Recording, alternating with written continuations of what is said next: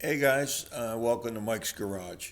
Listen, I want to talk about back in the day. I know we did a video about the Indianapolis 500 and drag racing and how many things came from that and were actually put on the street cars, and how the shade tree mechanics and some of the semi professional racers used to come up with different ideas to make the engines last longer, to make it cool better, to make the performance better, to make the gas mileage better.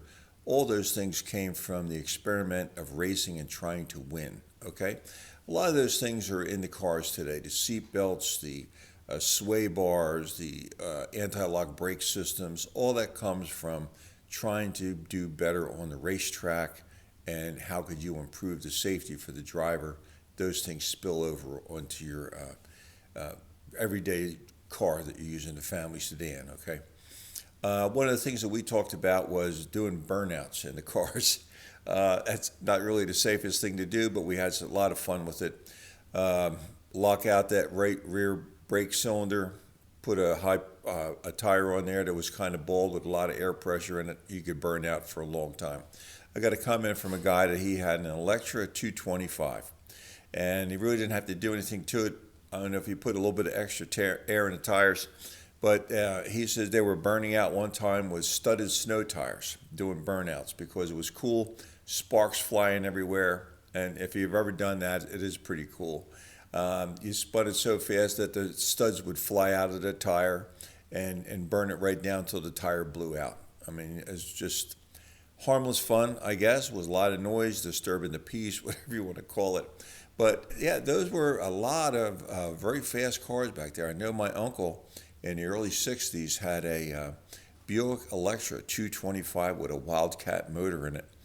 That thing was fast. It was, I think it was a fire engine red convertible, and it just had a lot of muscle in it. And that's when they really started putting muscle cars out on the street. The GTOs and the 442s and the Super Sports. You know what? I can't remember what Ford used to call their souped-up model. The Mustangs were the hot item with the 289 in them, but they were a pretty fast car. I don't know if Ford had a name for them. I know they had the song. There's a couple of songs. 406, I think, was the big truck motor that they had in the Fords, but that was pretty cool. And we used to do a lot of racing. I tell you what, in Philadelphia. And I'm surprised that Will Smith hasn't done a movie about this because he's a Philly guy.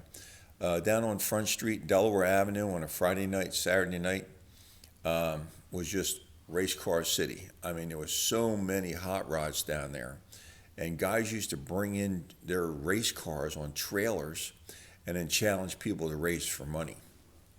And it was a cobblestone. Some of it was cobblestone. It was a little wobbly. You really couldn't do much on that. But it was an area where they used to have the trucks come in for the distribution center down there. And the road was asphalt, and they made it hard and smooth because the big trucks would come in. You couldn't do a lousy job on the asphalt because the trucks would just make it all wavy right away. So there was one section there on Delaware Avenue where you could really race the cars pretty good. Once in a while, the police would come. Usually, they just leave you alone. Hopefully, it wasn't an accident or something down there. A lot of crazy things happened. Cars, the engines would blow up. The tires would blow out. But down on Front Street and Delaware Avenue in South Philly, spent quite a few Friday and Saturday nights down there.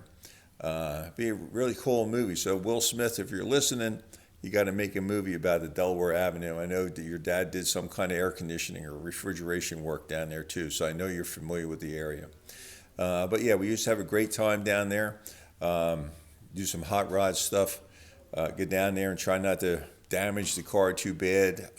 Did win a few races down there. Lost more than I won though. There were some pretty fancy cars came down there. Some of them were store bought. The 442s, the GTOs, Super Sports. I noticed one guy had I think it was a 67 Impala Super Sport, and had a 396 in it, 425 horsepower, 4-speed. It was an Impala, big, huge boat of a car. That thing was quick. Now, I don't know I forget what kind of tires he had on it that came with the car, but it only had like 8,000 miles on it. He was down there just beating the heck out of it, and nobody could beat him that night that I was there.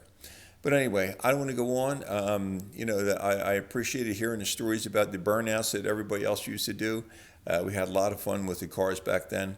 You could get a car pretty cheap, patch it up, drive it. They weren't too tough on inspection. So it was a lot of pretty unsafe cars on the road too.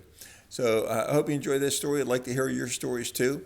Give me a comment, and thanks for watching Mike's Garage. We'll see you next time.